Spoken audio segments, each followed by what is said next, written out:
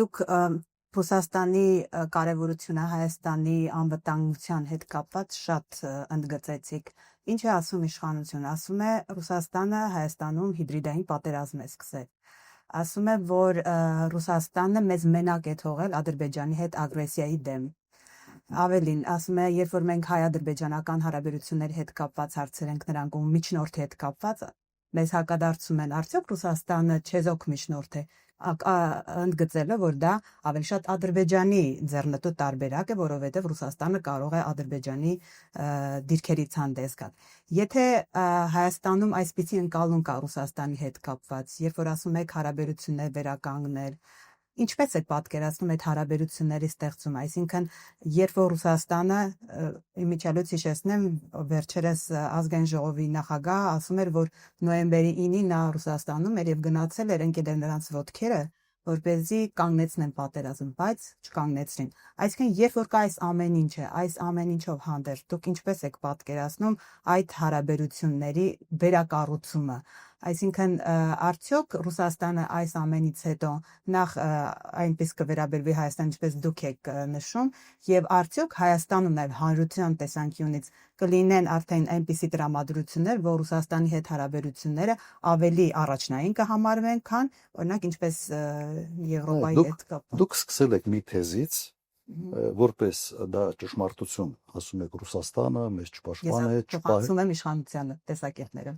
Ուրեմն իշխանության թեզը, այսպես կոպիտ ասած, եւ այդ սխալ թեզի վրա արդեն կառուցվում է հարց։ Սա շատ բարձ հնարք եմ ես տեսնում սրա մեջ։ Այդ ոնց եղավ, որ Ռուսաստանը 91 թվից մինչև 23 թիվը կամ 23 թիվը որպես գործընկեր լավներ, հետո հանկարծ վատաց։ Ես այդպիսի պրետենզիա 10 տարի նախագահ եմ եղել, ես չեմ կարող այդպիսի պրետենզիա։ Ինչ լուրջ հարց եղել է, մենք քննարկել ենք եւ ամեն մեկը իր մասով 100%-ով կատարել ենք։ Նաեւ մեր անվտանգային հարցերի հետ կապված։ Բայց հիմնական սպառազինության ծավալը եւ այլ չեմ ուզում նույնիսկ դրա մեջ մտնել։ Ինչ պայմանավորում ենք 100%-ով արվում։ Հիմա ես ինչ փոխվեց մի օրում, ֆի փոխվեց։ Կամ 20 թվականի պատերազմը ով էր կանգնեցրել։ Հասկանալու միջնորդություն։ Ես գիտեմ ինչ դժվարությամբ են դա արվել։ Հոկտեմբերի 18-ին 20 թվականին ով էր առաջարկել, ով էր կանգնեցնում, մենք հրաժարվեցինք, չէ՞։ Մենք շատ հստակ մեր Հայաստանի վարչապետը ասեց չէ կկռվենք, չեն կա։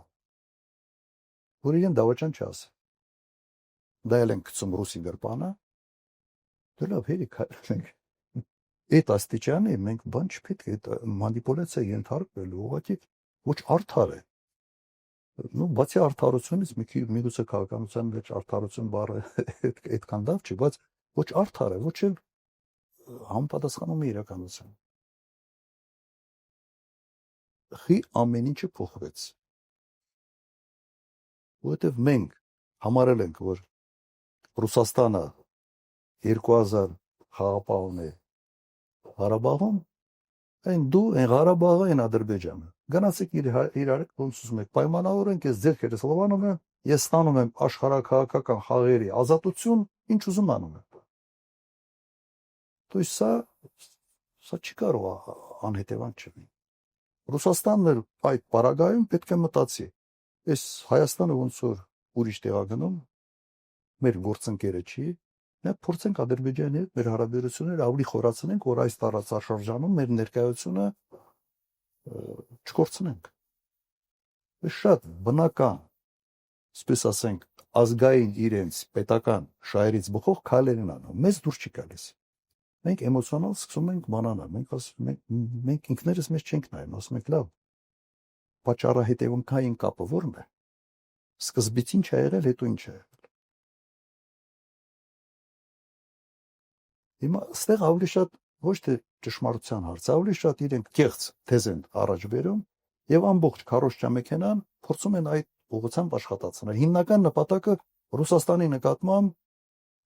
սերմանել անվստահություն։ Հակառուսական տրամադրություններ զարգացնել այստեղ։ Հիմա դա ում է պետք այսօր։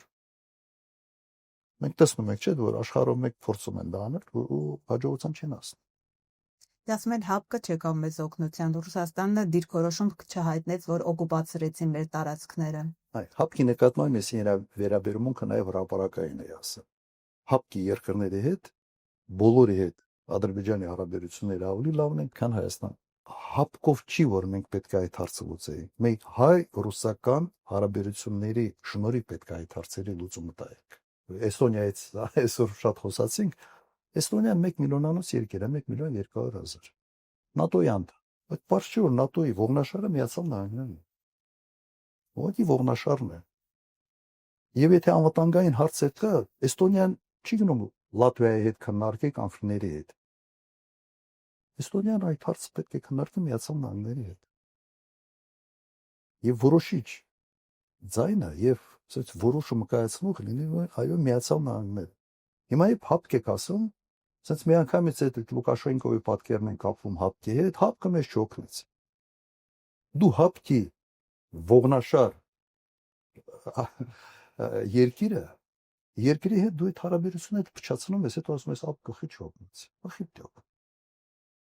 Դու ինքդ ասում ես սարի համար ես չեմ կռվելու։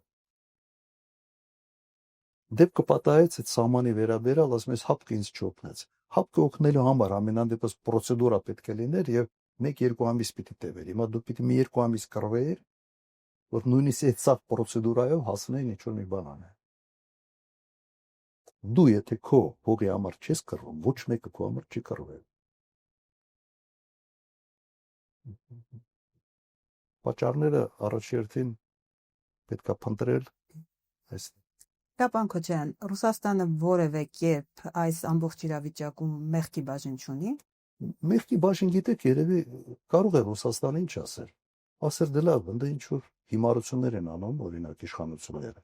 Բայց քանի որ հայ ժողովուրդը մեր բարեկամ ժողովուրդն է, արի այդ հիմարությունները չնայեք, մենք ինչ որ մի բան անենք։ Մենք սա ենք ակնկալում Ռուսաստանից։ Միջպետական հարաբերությունները այդպես չեն աշխատում Ռուսաստանում։ Չեն աշխատում այդպես։ Մենք ասենց նեղված ինչ որ կողմի բան ենք, կեցվածք ենք ընդունել, միջդեռ այդ նեղված կողմի կեցվածքը պետք է ընդունել Ռուսաստանը։ Պրահայում ստորագրած փաստաթղթից հետո։ Որտեւ միջնորդական դերը Ռուսաստանի զորացրել ենք։ Զորացրել ենք, հետո ասում ենք, արի դու ոչ թե միջնորդ եղիր։ Դու ես զորացնում եմ քո միջնորդական դերը, բայց դու միջնորդ եղիր Ղարաբաղի հարցով Ղարաբաղի ու Ադրբեջանի միջև։ Այդի մանդատ Ռուսաստանը չունի։ Ժամանակին յակի մանդատը, յակի մանդատը ուրիշ մանդատ։ Հիմա այդքանը պետք է բացատրել, պետք է մարդկանց հետ խոսել։